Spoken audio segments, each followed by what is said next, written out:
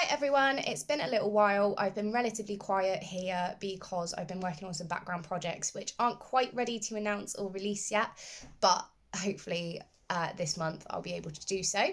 But before I get back started into all of the social media and I start to share a little bit more, I wanted to take the time to come and introduce myself again so that you can remember who's the other side of the screen. So I'm Emma Phillips. I have been training dogs for 9 years. All those years ago, when I first bought my dogs, Timon and Pumbaa, I knew nothing. I made all of the mistakes in the book. I bought littermates. I didn't really socialise them. We didn't attend puppy classes. We did get one-to-one training, but it was in the home. We weren't training out and about. There were a lot of times I didn't walk my dogs. There wasn't an awful lot of kind of intentional interaction with them for various reasons, but those mistakes were made. That resulted in dogs that one is reactive to dogs and people but has no bite history with people. One is reactive to people and has a bite history, and is selectively reactive to dogs. He was never as bad as the first, but selectively reactive.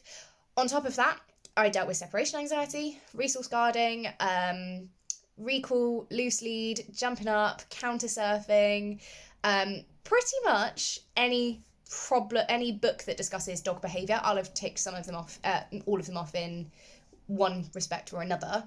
And I have taken those dogs from having those issues to I now trust both of them around people.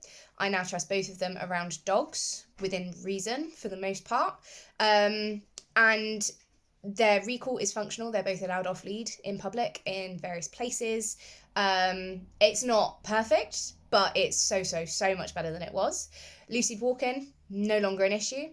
Resource guarding, no longer an issue. Separation anxiety, only an issue when I move house, and it's manageable now. It no longer impacts our lives to the extent that it did 10 years ago. I forgot what the rest of the list was. The list has been fairly extensive that I am now starting to forget elements of it and adding different ones in and things like that. With those same two dogs, I now train and compete in agility with one of them.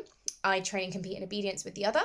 And we have gone from walking them being the most stressful thing I could possibly think of doing, like I'd rather scrub the house with a toothbrush before I actually got their lead and their harness and took them for a walk, to me going out to compete them in fields full of other dogs and people for fun. And if I've got a free day, my first thought is generally, where can I go adventuring with the dogs? Like, where can I take them? If I've got a long weekend, it'll be like, where can I go on holiday with the dogs for a short little while? And they've become a source of fun. They've become my go-to adventure buddies, which is really, really lovely.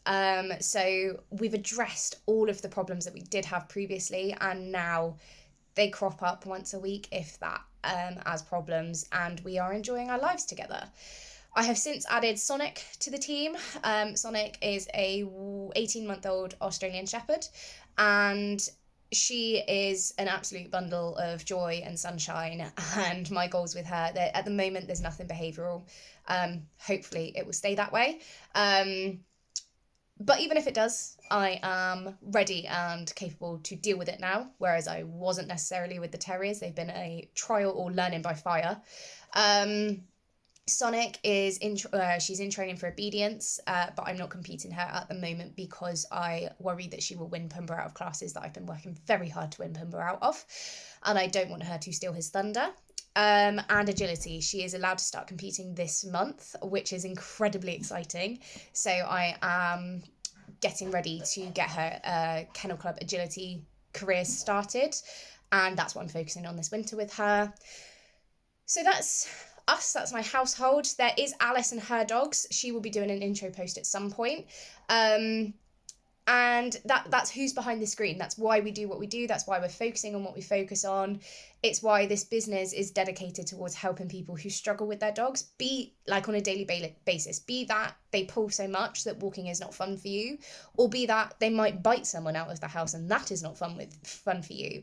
I personally have experienced both of those at various different points, and I've worked through both scenarios successfully. I know how both can make your life I don't mean this to sound dramatic, but they can make your life a living hell in some ways. And I want to help you with that. I want to make sure that you're not going through the same miserable experiences that I went through without guidance, because there's no need for that to happen. So that's why we do what we do. That's who I am. That's who my dogs are. If you've got any questions, pop them in the comments, and hopefully see you a bit more around here soon.